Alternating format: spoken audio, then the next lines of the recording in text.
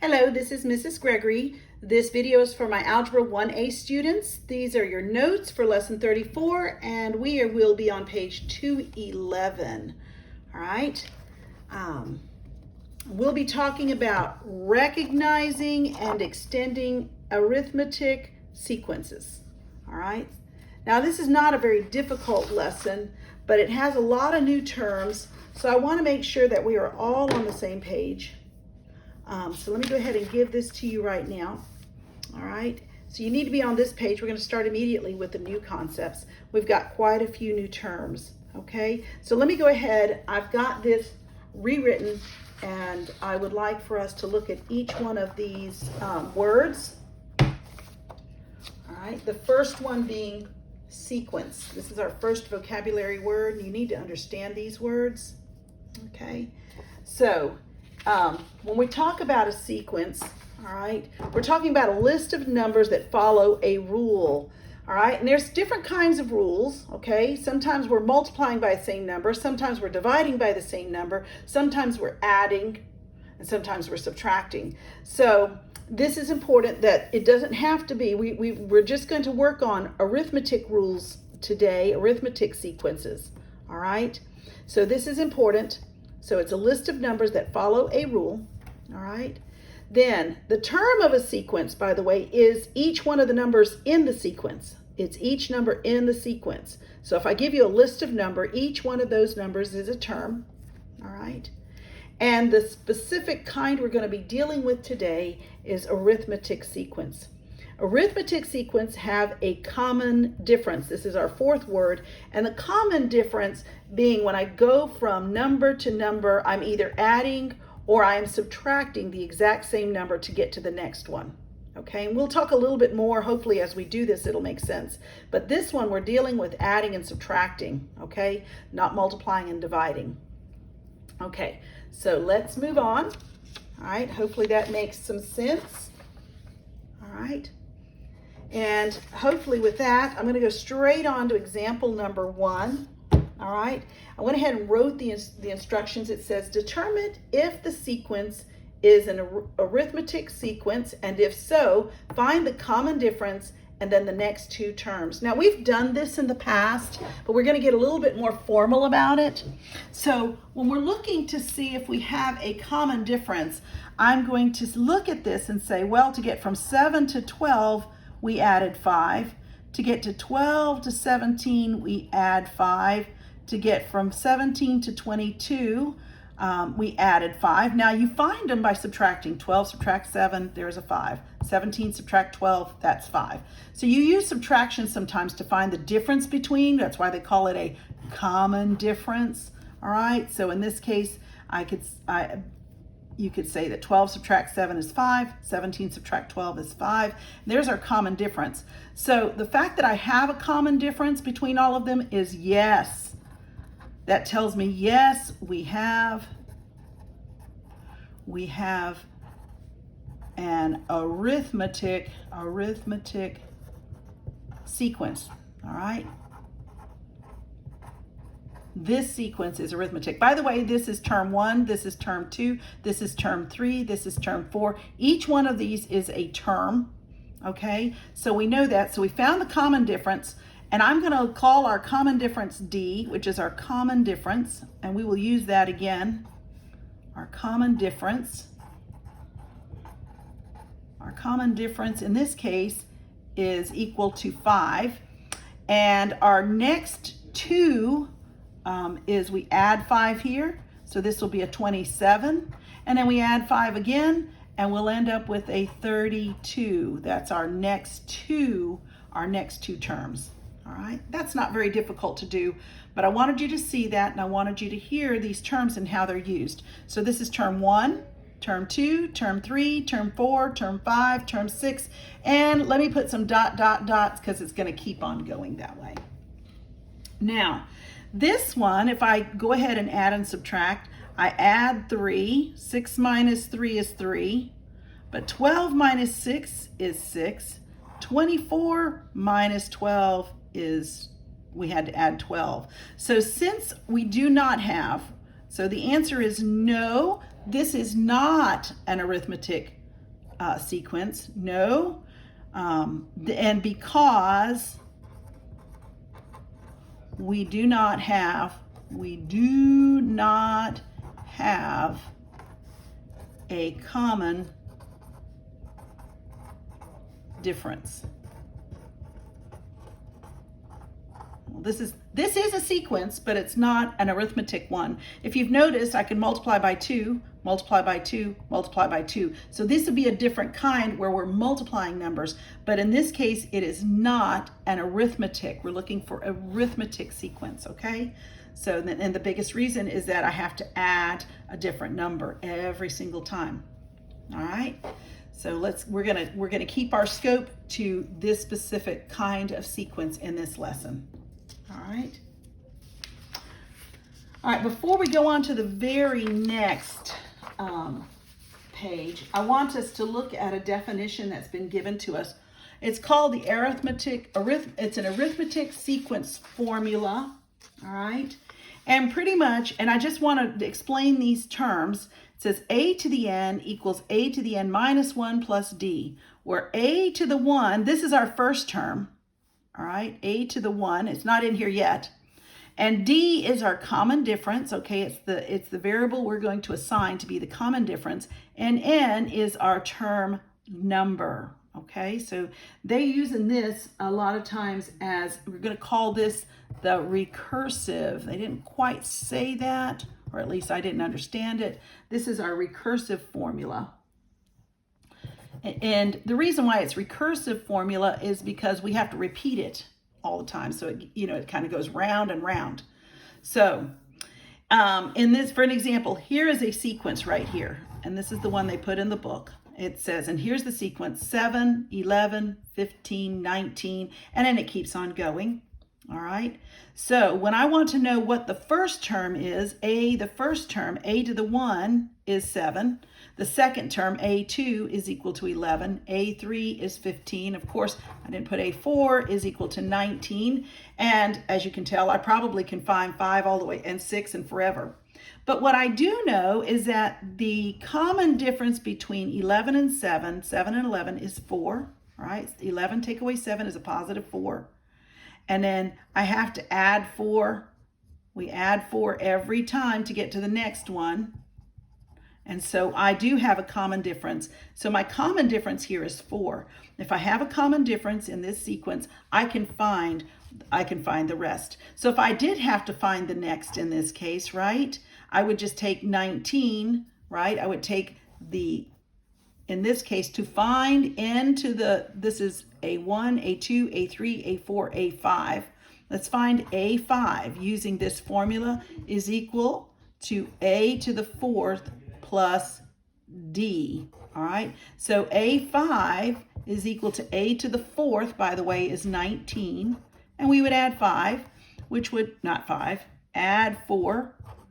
Add 4 because our common difference is 4, which would give us 23.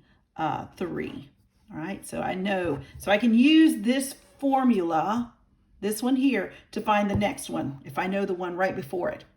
Okay, hopefully that makes sense. So if I'm looking for the 5th term, I find the 4th term and add the difference, add the common difference.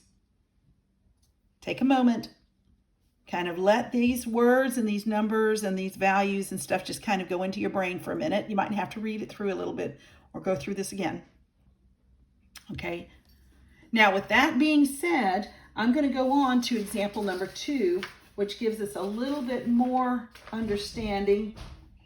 It says to use a recursive formula to find the first 4 terms where a to the 1, the first term, a1, is equal to a negative 2, and the common difference is equal to 7. I think your book actually writes those words out. So the formula, the recursive formula says a to the n is equal to a to the n minus 1, and then we add d. All right, we add the common difference. Okay, so we already have a to the 1, right, and that's equal to a negative 2.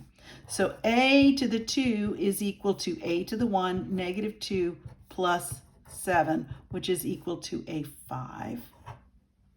Right? And then to find a to the 3, we're going to say, this time we go a2, which is 5, and we add 7, which is 12. And then to find a to the 4th, we go to a3, which is 12, and we add 7, and we're going to end up with 19. So my series at this point is -2, 5, 12, and 19, and it will keep going because we keep adding 7. All right, so hopefully I've done that correct and that makes sense to everyone. All right. Now I want to go ahead and share with you. Now that's all well and good to use that one. If we know exactly what's going on, we know exactly which n, if we can get to that. But sometimes we want to know what the 100th term is, or we want to know what the 20th term is without having to write down every number. So we have an equation, and a lot of times, and they did a really good job here in your book. Let me see if we got it right here. If you find on page 213, where they kind of did this, and they kind of showed you, okay, well, with the first one, it's just 7. It's the first one. The second one is 7 plus 4. The third one was 7 plus 4, and then we added another 4. Then the fourth one was 7 plus 4, which is our third term, and then we added 4 again. And then the fifth one was our third term, which is 7 plus 4 plus 4, and we added another. So we have this repeating thing, and if I wanted to know what the nth term or any of the terms, it's 7 plus whatever n is, whatever number we're at, you're going to multiply, you're going to subtract 1 from that, you can multiply it by 4, because you look at how many 4s. When n was equal to 2, this is equal to 1. When n is equal to 3, this is equal to 2. So we just take n, subtract 1, right? So that's where this formula comes from. And so now we have this, in general, a very general term that says, to find the nth term, it doesn't matter which one it is, it's equal to the first term plus whatever the term is, subtract 1, whatever number it is, and then multiply it to the common difference. And this is the general term for the arithmetic sequence. All right, I wrote that down here. So a to the n, whichever term it is equal to the first term plus whatever that term is, subtract 1 from it, and multiply it to the common difference. This is an important formula that we will use. You need to be familiar with. All right. And we have another example, example 3. Okay, example 3 says use the rule, all right, use this rule, a to the n equals 6 plus n minus 1 times 2 to find the 4th and 11th term. Let me go ahead and just make the comment that the first term is equal to 6 and our d is equal to 2 here according to our rules, to our last thing. So I just was, because all I'm doing is I am taking this, right? My first term is 6 and my d is 2, and that's where I got those values from. All right, I don't really need them since they're in here, but I wanted you to see that. All right, now it says to find the 4th and 11th terms. So what I want to do is find when n is equal to 4. All right, when n's equal to 4, I want a to the 4th is equal to 6 plus, now n, by the way, is 4 minus 1, and we're going to multiply that by 2. All right, let me go ahead and 6 plus 3 times 2, which gives me 6 plus 6 is equal to 12. So my 4th term is going to be 12. And I'm going to do the exact same thing over here when n is equal to 11. And I'm going to shortcut this a tad because I'm going to say a to the 11th is equal to 6 plus, instead of saying 11 minus 1, I'm just going to say 10 times 2, which gives me 6 plus 20. So the 11th term is 20 plus 6, which is 26. All right, so there's my 4th term and my 26th term. Now, I truthfully could say 6 and then add to 6, 8, 10, 12, 14, 16. That's pretty much what this is. right, if I were to do this, but I didn't want to know exactly. I would just go ahead and say, I want to know which is the fourth term, skip to them. I can use this formula to skip to the correct term, all right, and calculate the next term, okay? All right, so let's go on and use the same thing. It says find the 10th term of the sequence, okay? So we gotta first off, to find the term, we've got to come up with our equation. All right, we're looking for an equation that says a to the n equals a to the 1 plus n minus 1, and we got to figure out what d is. So when I look at this, my difference between 3 and 11, by the way, to go to 3 to 11, I add 8, the difference between the two. 11 to 9, I add 8. And I'm doing this mainly to verify 19 to 27, the difference between those two is also 8. So my D is equal to 8. All right, I determine that by subtracting 11 minus 3 equals 8. 19 minus 11 equals 8. And I have 27 minus 19 equals 8. Okay, so that's where that number comes from. And a to the first is equal to the first one. It's easy, 3.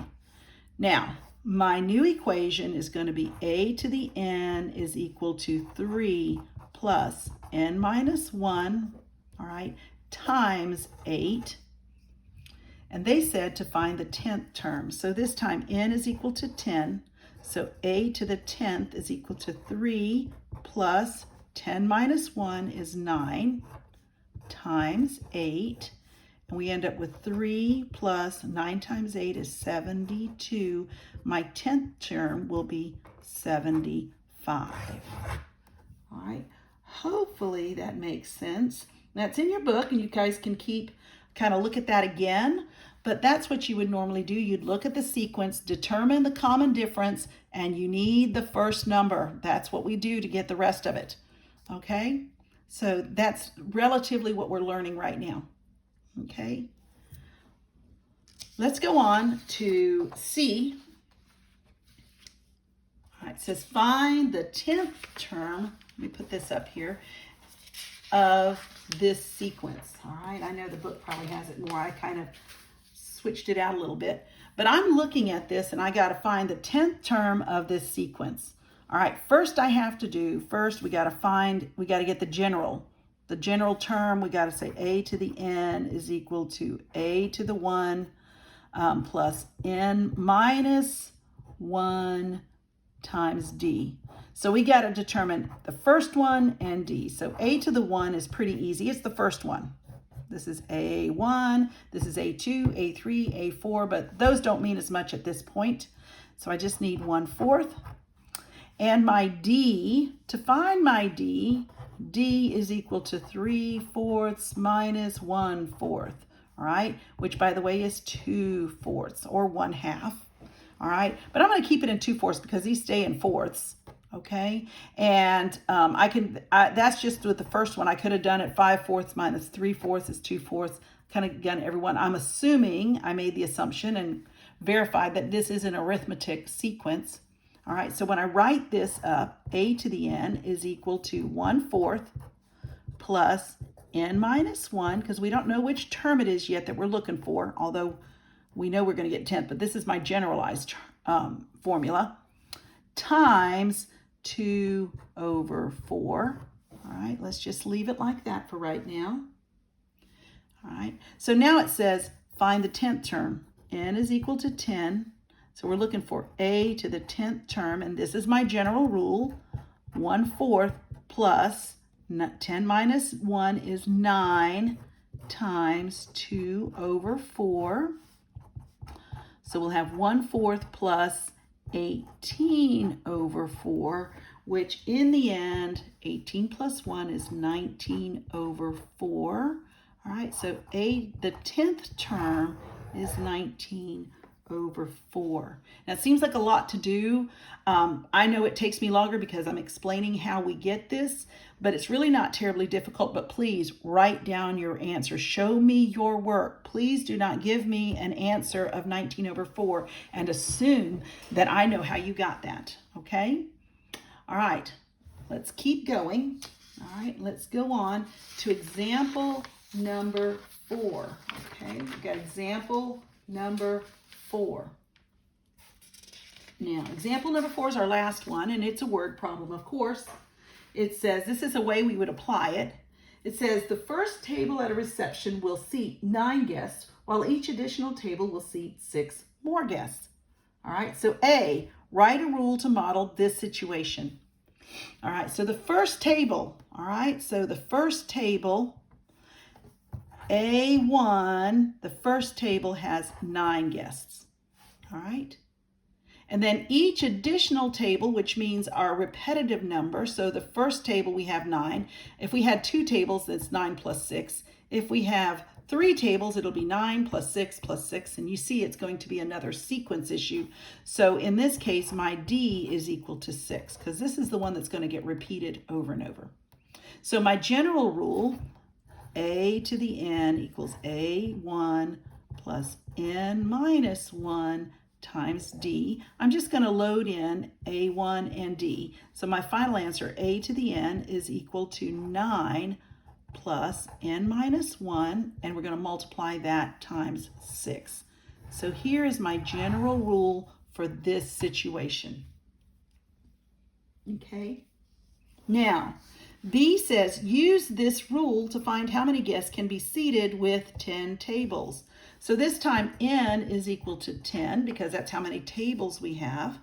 Okay, so A to the 10 is equal to 9 plus 9 times 6. The 9 comes from 10 minus 1 equals 9 plus 54. Okay, and 9 plus 54 equals 63. So the question is, it says how many guests can be seated?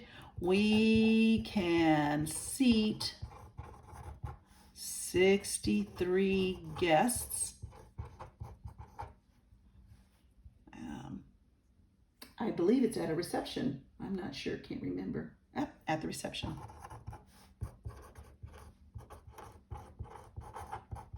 There you go. There's my full sentence to answer my question. All right, so we can get up to 63. Doesn't mean 63 will be there, but at this place, we have at least 63 seats for our guest. Okay, that is your notes. Hopefully you're writing these down. You're being proficient and doing this well and doing it fully. Don't just do a little bit, do it well. Understand what's going on here. Your next assignment is a lesson practice on page 214.